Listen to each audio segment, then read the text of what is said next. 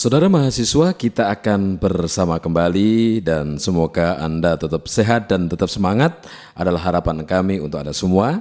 Dan kita lanjutkan bahasan kita di mata kuliah metodologi penelitian ini. Kita akan membahas tentang kajian pustaka dalam penelitian. Tentu bagian ini diharapkan kita juga atau Anda memahami tentang konsep-konsep kunci pentingnya sebuah kajian pustaka, termasuk bagaimana kita untuk memilih kajian pustaka yang tepat, sumber-sumber pustaka yang cocok untuk penelitian Anda, dan juga barangkali juga Anda bagaimana Anda mampu untuk menelusuri atau melakukan penelusuran kajian-kajian pustaka. Nah, sahabat mahasiswa, kajian pustaka adalah merupakan satu bagian yang sangat penting dalam sebuah penelitian yang kita lakukan. Kajian pustaka itu disebut juga dengan kajian literatur atau literatur review. Sebuah literatur review adalah merupakan satu bagian atau deskripsi tentang literatur yang tentunya relevan dengan topik yang kita teliti. Kenapa? Karena literatur review ini sekaligus memberikan tinjauan mengenai apa yang kita bahas atau kita bicarakan. Teori-teori, hipotesis yang mendukung, permasalahan penelitian yang diajukan atau ditanyakan, metode-metodologi yang sesuai.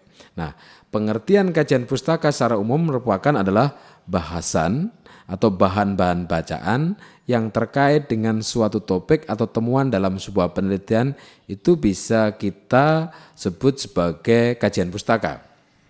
Nah, suatu kajian pustaka mungkin sepenuhnya memuat deskripsi, misalnya berupa sebuah anotasi bibliografi atau kajian yang memberikan suatu pemaparan penting tentang sebuah pustaka dalam sebuah bidang pendidikan, atau barangkali yang memunculkan sebuah permasalahan. Kajian pustaka itu tentu tidak cukup hanya memberikan rangkuman, tetapi juga akan memberikan penilaian dan penunjukan hubungan-hubungan dari bahan-bahan yang berbeda sehingga memunculkan tema kunci. Bahkan, sebuah kajian yang bersifat deskriptif tidak cukup hanya menyebutkan daftar nama atau uraian kata-kata, tetapi juga perlu menambahkan komentar-komentar dan menghasilkan tema-tema. Sebuah kajian pustaka memuat rangkuman dan uraian secara lengkap dan mutakhir tentang topik tertentu sebagaimana kita bisa temukan dalam buku-buku ilmiah atau artikel-artikel jurnal. Saudara mahasiswa, melakukan kajian pustaka merupakan salah satu cara atau sarana untuk mendapatkan pengetahuan penulis tentang suatu bidang kajian tertentu yang mencakup metode, asal-usul. Di samping itu sebuah kajian pustaka juga diharapkan memberikan informasi kepada para pembaca tentang peneliti dan kelompok peneliti yang memiliki pengaruh pada bidang-bidang kajian tertentu. Misalnya bidang pembelajaran, bidang media, bidang teknologi, bidang ilmu pengetahuan, dan lain sebagainya. Nah, untuk itu penulisan kajian pustaka dalam sebuah penelitian itu diharapkan mampu memberikan kepada pembaca kemudahan memperoleh sebuah topik tertentu. Sekaligus juga memberikan awalan yang sangat bagus bagi seorang peneliti untuk mengawali penelitian dalam suatu bidang tertentu, karena penelitian itu bisa jadi merupakan sebuah penelitian lanjutan yang kita lakukan untuk memberikan hasil yang lebih utuh, hasil yang lebih komprehensif. Bahkan yang ketiga, dikatakan pula bahwa penelitian itu juga diharapkan mampu memastikan bahwa peneliti atau penulis tidak melakukan duplikasi hasil kerja yang telah dilakukan, serta mampu memberikan kajian-kajian kunci. Satu pertanyaan besar buat kita, apa sih pentingnya kajian pustaka itu di dalam sebuah penelitian? Seorang peneliti atau penulis melakukan penelusuran secara cermat dan fokus tentang hal ikhwal yang menjadi perhatiannya. Penelitian menaruh perhatian terhadap suatu masalah tertentu, perlu mengkaji secara mendalam.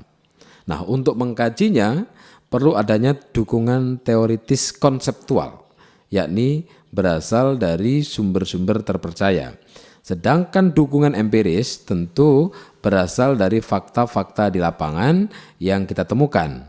Untuk itu, dalam cara melakukan pengkajian lebih lanjut, maka seorang peneliti perlu melakukan kajian pustaka. Tetaplah bersama kami dan terus simak program kajian metodologi penelitian.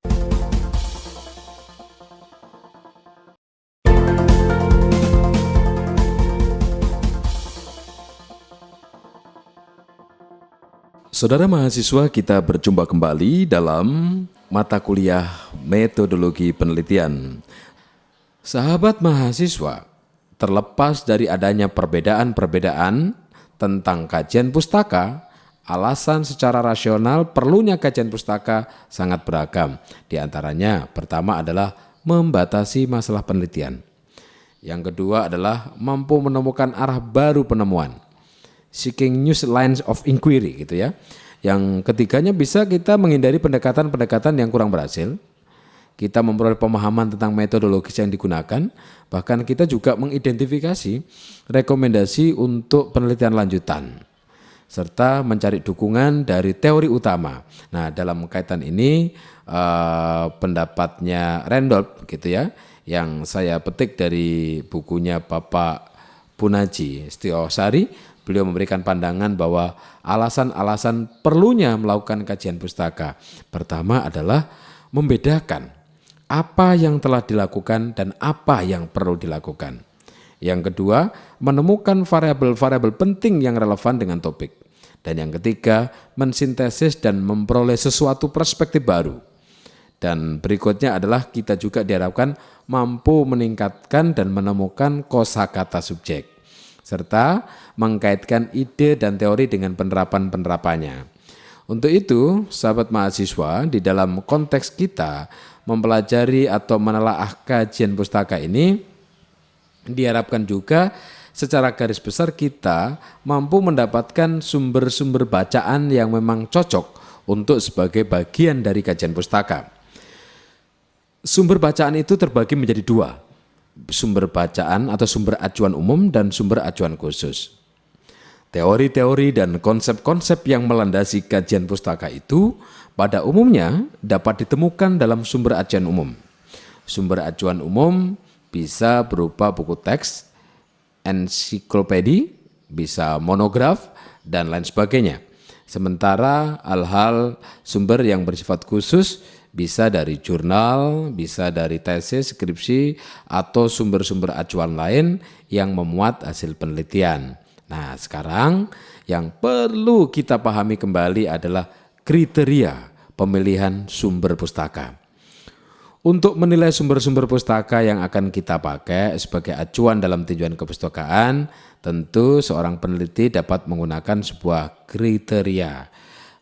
Yang pertama adalah ketepatan. Jadi meneliti itu harus tepat.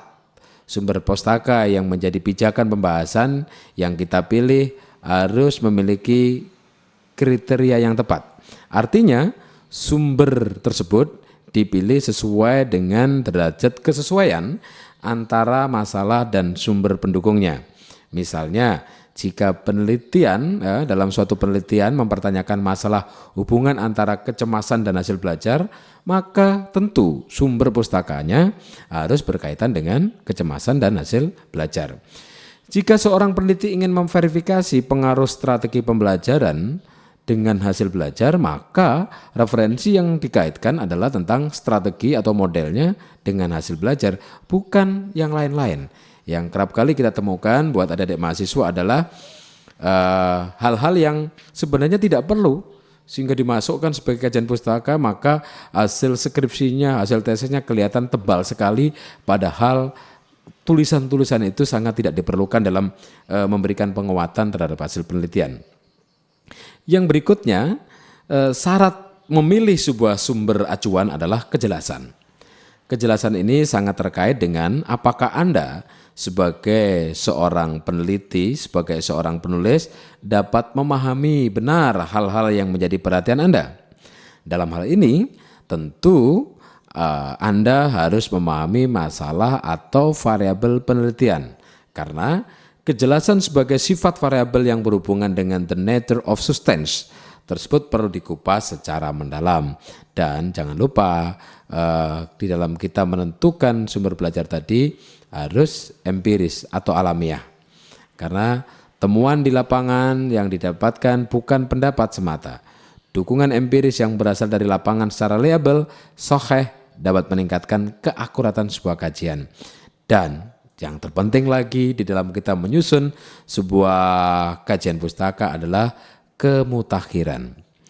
Persyaratan kemutakhiran sangat penting diperhatikan baik dalam penelitian maupun dalam penulisan sebuah karya ilmiah. Kemutakhiran terkait dengan pengutipan dari sumber-sumber terbaru yang update.